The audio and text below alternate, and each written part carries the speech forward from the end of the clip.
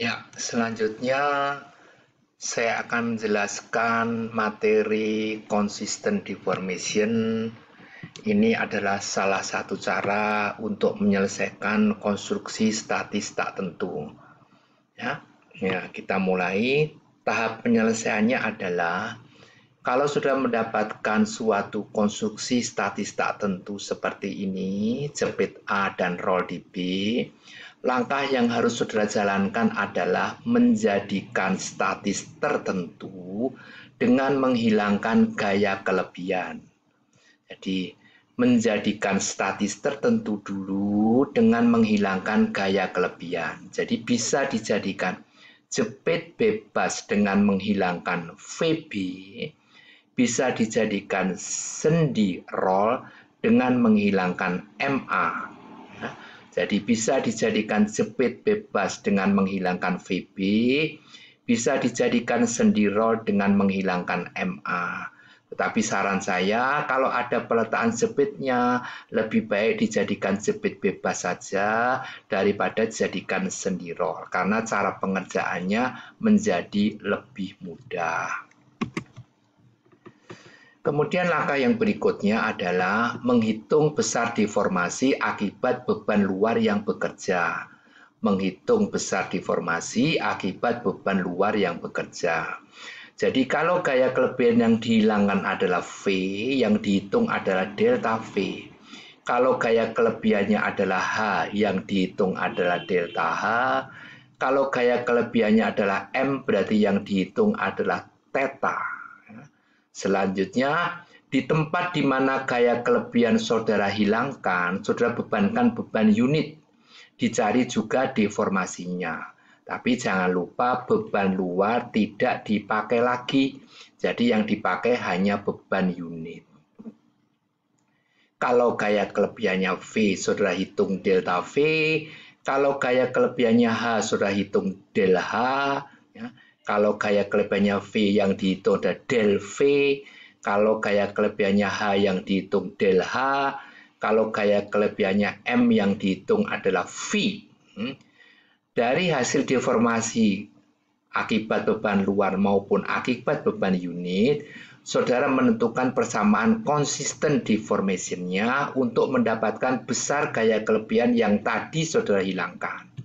Dari hasil gaya kelebihan yang saudara dapatkan dari persamaan ini, saudara bisa menghitung reaksi peletakan yang lainnya, dan selanjutnya saudara bisa menggambar bidang MND dengan menggambar free body diagram dulu untuk mempermudah perhitungan.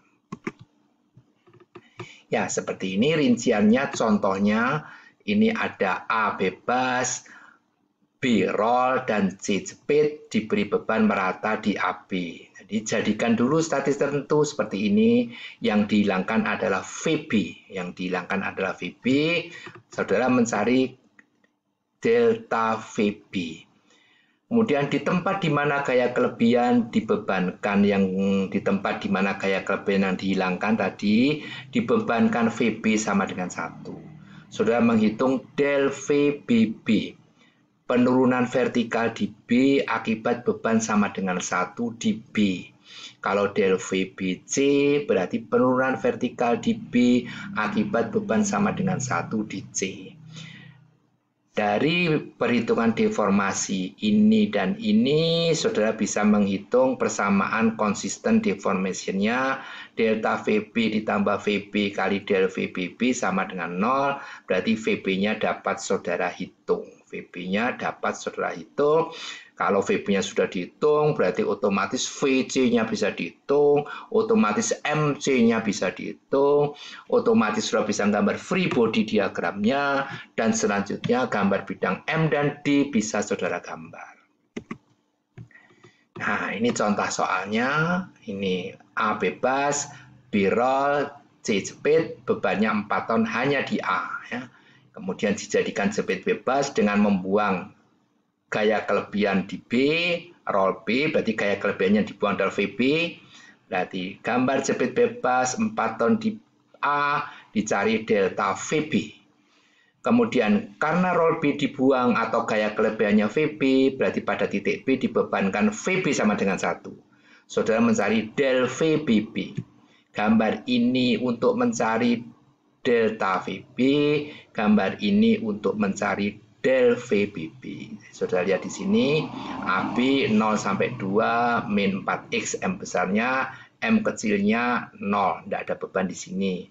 Kemudian untuk BC, M besarnya min 4 kali 2 plus X, itu M kecilnya min 1X. Dari sini, saudara integral mendapatkan delta VB saudara adalah ini, 938,667 per 2EI. Kemudian untuk menghitung del VBB, untuk mudahnya saudara pakai integral M kecil kuadrat dx per EI. Saya ulangi, integral M kecil kuadrat dx per EI. Ya. Dari hasil data VB dan del VBB, saudara menentukan persamaan consistent deformation saudara. Delta VB ditambah VB kali del VBB sama dengan 0. Didapatkan VB hasilnya adalah min 5,5. Apa artinya min? Berarti arah VB sama dengan 1 tadi yang saudara bebankan itu salah. Ya. Berarti VB-nya diganti 5,5 plus arahnya ke atas. Berarti arti min di sini adalah salah arah dalam pembebanan VB tadi, sehingga diganti VB-nya plus arahnya dibalik ke atas. Oke, selanjutnya, dari hasil VB tadi, saudara bisa menghitung besarnya VC. Ini ada 4 ton di sini, kemudian ada 5,5 ke atas, otomatis kalau untuk sigma V sama dengan 0, berarti VC-nya harus 1,5 ke bawah.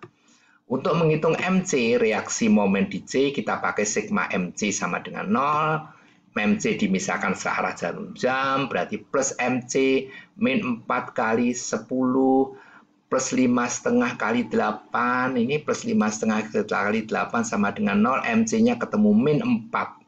Apa artinya min? Berarti MC yang tadi saudara misalkan searah jarum jam ternyata berlawanan jarum jam. Ya. Kita gambar MC berlawanan jarum jam, ditulis MC-nya plus 4 ton meter. Lanjut. Ya.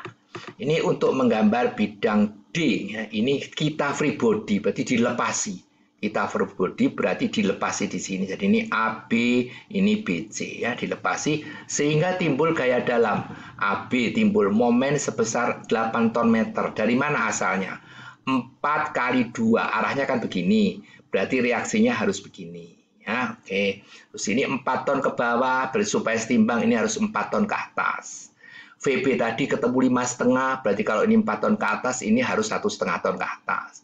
Sigma momen di titik B harus sama dengan 0. Berarti kalau ini 8 ton meter searah jarum jam, ini harus 8 ton meter berlawanan jarum jam. Kalau mau dihitung ya boleh, dihitung dari CB nanti ketemu M di sini ketemu. Sama saja, ini ditulis 4 ton meter sudah tadi, ini jepit, ini 1,5 ton. Kemudian kita gambar bidang D dulu, kita lihat. Untuk bagian AB, kalau sudah berdiri di sini, matanya lihat ke kiri, ada 4 ton ke bawah, seperti ini. Berarti digambar di bawah min 4 ton. Kalau sudah berdiri di sini, matanya lihat ke sana, ada 4 ton ke atas, seperti ini. Berarti ini adalah 4 ton. Berarti min semua di sini. Sekarang untuk bagian BC, ya, kita lihat. Sudah berdiri di sini, ada 1,5 ke atas, seperti ini. Berarti plus, tulis di atas. Sudah berdiri di sini, matanya lihat ke sana, ada 1,5 ke bawah, seperti ini, plus. Nah, digambar di sini adalah positif. Itu cara menggambar bidang D, memakai aturannya ini, Lanjut. Nah, ini cara menggambar bidang momen sekarang. Tetap ini free body-nya kita pakai. Ini aturannya, jadi kalau ada momen menyebabkan dia melendut ke bawah, berarti dia melendut ke bawah begini. Kalau ini momen menyebabkan melendut ke atas, berarti digambar begini. Ya, sekarang kita lihat ini. 8 ton meter ini menyebabkan titik B, saudara, melendut ke atas. Berarti digambar di atas, diberi lendutan ke atas. Kemudian 4 ton meter ini menyebabkan titik C melendut ke bawah. Digambar di bawah, diberi notasi lendutan ke bawah. Jadi tidak pakai plus min lagi untuk gambar bidang M di semester 3 ini, tidak usah pakai plus min lagi ya. Tidak usah pakai plus min lagi untuk menggambar bidang M pada mekanika rekayasa statis tak tentu. Caranya begitu saja. Jadi kalau menyebabkan melendut ke atas digambar di atas, diberi lendutan ke atas. Kalau menyebabkan melendut ke bawah digambar di bawah, diberi lendutan ke bawah. Jadi nanti saudara akan mudah dalam kalau misalkan ini adalah balok beton, berarti ini sampai ini melendutnya ke atas. Jadi tulangan tariknya harus diletakkan di atas. Ini sampai ini melendutnya ke bawah. Berarti tulangan tariknya harus diletakkan di bawah. Seperti itu ya. Jadi lebih mudah. Jadi kalau menggambar tidak usah pakai plus min, tetapi pakai ini saja ya. Ini sudah saya jadikan satu, gambar bidang MD-nya. Ini saya gambar jadi satu seperti ini ya. Oke. Ya, saya cukup ini.